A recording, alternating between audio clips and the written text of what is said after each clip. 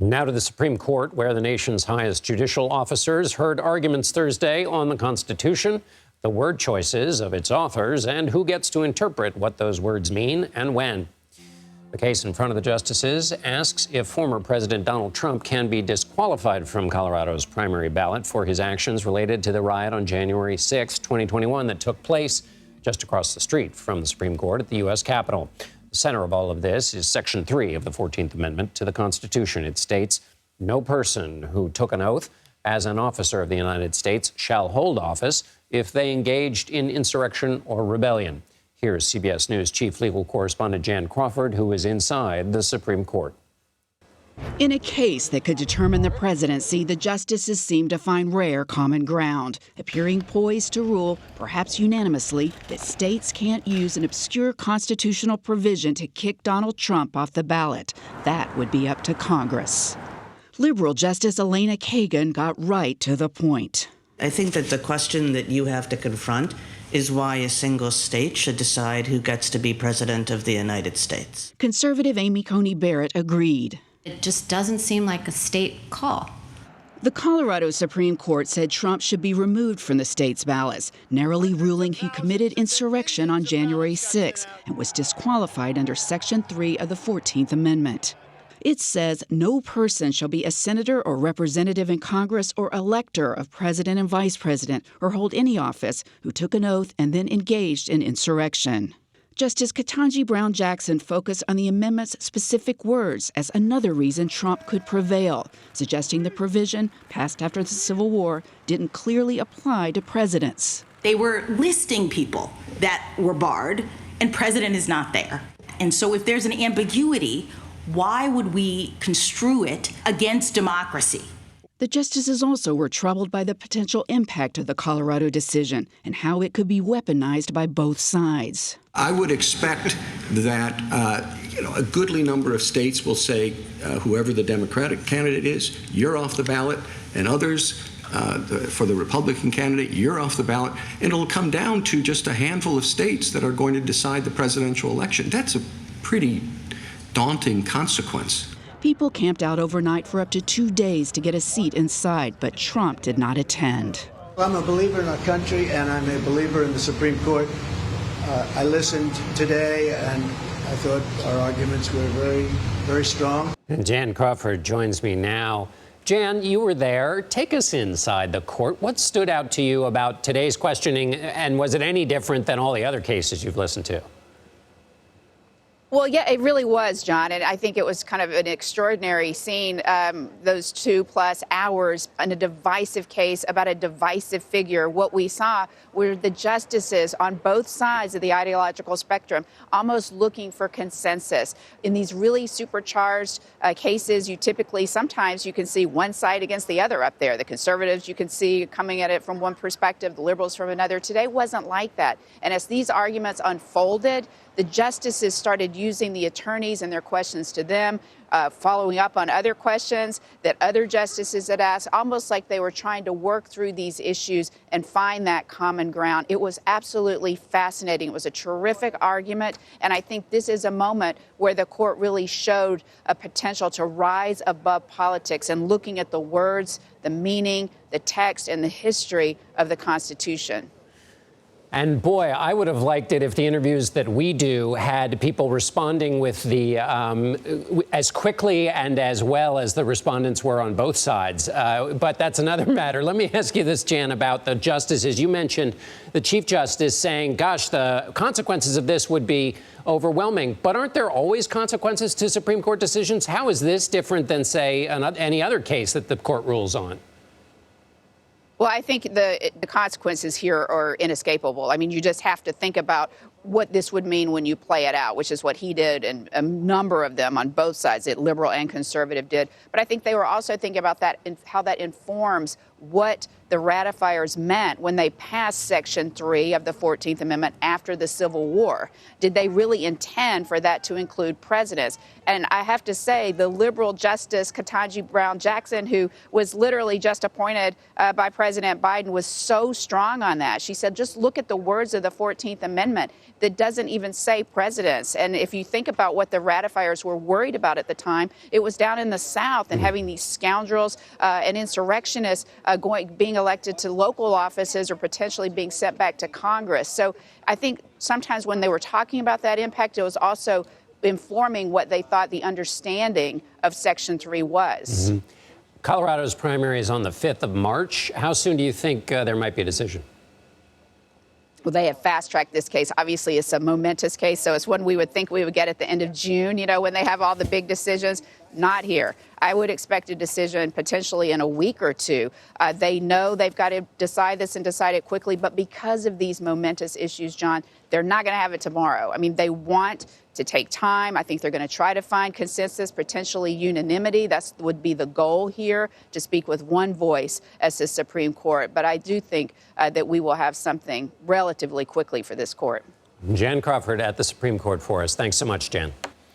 The special counsel investigating President Biden's handling of classified materials, as vice president said in a report released Thursday, that he had decided no criminal charges are warranted. But the report also detailed evidence that Mr. Biden had willfully retained and disclosed some sensitive material.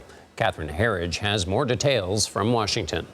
The 345-page special counsel report is critical of President Biden over his handling of highly classified documents, including photos of records crammed into desk drawers, some in a damaged cardboard box in the garage at his Delaware home, others at a former office in Washington, D.C. Special counsel Robert Hur writes that Mr. Biden's conduct presented serious risks to national security.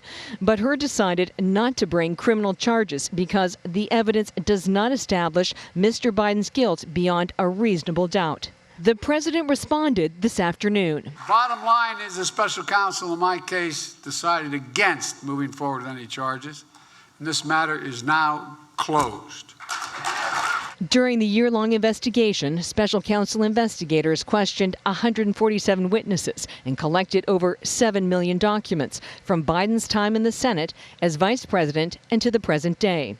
Mr. Biden himself was interviewed by Hur, a former U.S. attorney, for 5 hours, who wrote that the president did not remember when he was vice president or when his son, Beau, died. If the president were charged, Hur wrote that he would likely present himself to the jury, as he did during his interview with our office, as a sympathetic, well-meaning elderly man with a poor memory. The records included documents marked classified, as well as Mr. Biden's personal notebooks of national security briefings. The records contained highly sensitive intelligence sources and methods, military programs and capabilities of foreign terrorist groups. Hur emphasized that President Biden was cooperative, while former President Trump, who was charged in a separate investigation, allegedly did the opposite. Special counsel acknowledged I cooperated completely. Mr. Biden seized on that today. I did not throw up any roadblocks. I sought no delays. In fact, I was so determined to give special counsel what they needed, I went forward with a 5-hour in-person interview. And Catherine Herridge joins me now from outside the Justice Department in Washington. Catherine, I still want to step back. You did this so well in your report, but remind people why the handling and mishandling of information like this matters. Well, John, in this case, there were 2 buckets of classified information. There were documents that were stamped classified. They related to Afghanistan and military strategy. And the second were President Biden's personal notebooks, where he documented details of highly classified briefings, including the president's daily brief and National Security Council meetings. And the reason all of this matters is that there are fragile sources and methods involved. That was true in this case. Some of the intelligence was SCI, that's special compartmented information. So human spying, it can be space satellites, and all of that, if it's lost because of a disclosure, sometimes can take decades to replace and sometimes is irreplaceable, like in the aspect of human spying. Special counsel Jack Smith last year brought charges against former President Trump related to his handling of classified documents. The report explains how the Trump case and the Biden cases are different. What did it say about that?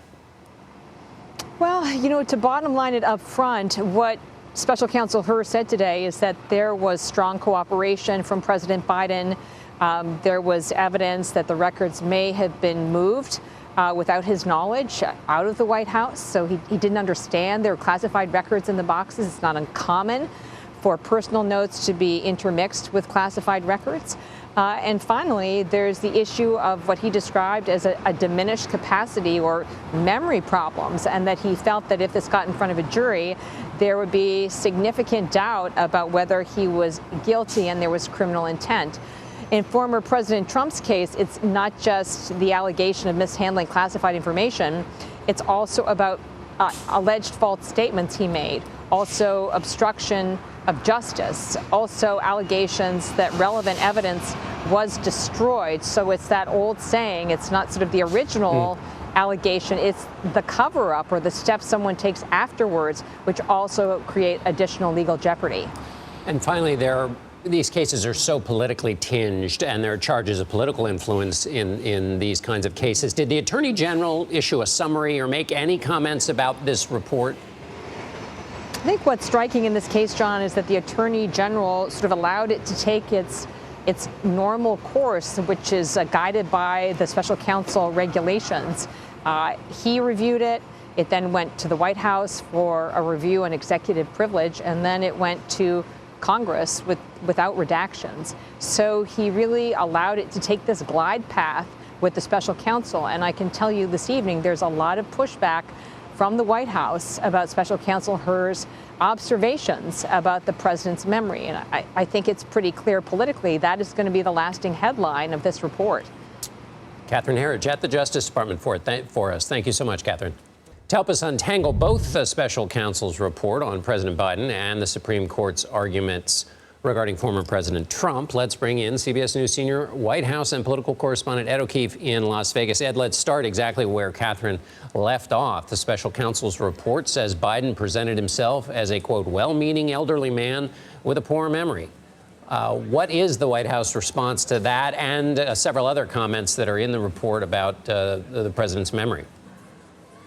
Yeah, before this report was publicly released, the special counsel had an opportunity to respond to the findings. And in their response to special counsel Herr, they asked him to, quote, revisit your descriptions of President Biden's memory and revise them, saying he made these references using, quote, prejudicial and inflammatory terms. In other words, the White House counsel telling the special prosecutor, you've overstepped here by describing these kinds of things. The other thing that both the president and his attorneys at the White House and his personal attorney have pointed out is he sat for these interviews over 5 hours, 2 days, on October 8th and October 9th, the 2 days immediately after Hamas's attack on Israel. The argument being that even in the midst of a big global crisis, he took time to try to settle this matter and demonstrate to the American people that the case was closed. What the Biden campaign more broadly will say about this is two things. One, we cooperated while our likely opponent continues to cause conflict with federal prosecutors across the country. The other is, you want to hit us again on age and whether we're able to do the job? Well, they've been doing that since 2019, and you may remember back in 2020, Biden won. Speaking of that likely Republican nominee, former President Trump called himself, quote, a believer in the Supreme Court on Thursday. But the Supreme Court has another case that it is going to be handling, which is that question of presidential immunity. How do those two cases maybe, which might not go in his favor, give me your thoughts on the landscape for those two, seen as a whole, not just what was before the court today? Sure. I mean, they certainly seem skeptical of the arguments from Colorado today among all 9 justices, so he may get the win there. But the immunity issue, which he's likely to appeal by Monday, may not break in his favor. You've now seen the district and the appeals court say, no, you're a private citizen. You've got to face the music on this. And he may continue to believe that because he appointed 3 justices, they'll be with him. That's not necessarily the case. And at that point, then, watch how he attacks the court, which at some point may ultimately get dragged into this yet again as the other cases continue. And we will see tonight here in Las Vegas whether or not he talks about this case more broadly, whether he raises any concerns about President Biden's age when he campaigns at the end of a caucus day here in a contest he's expected to clean up in quite easily. Ed O'Keefe for us in Las Vegas, covering it all. Thanks a lot, Ed.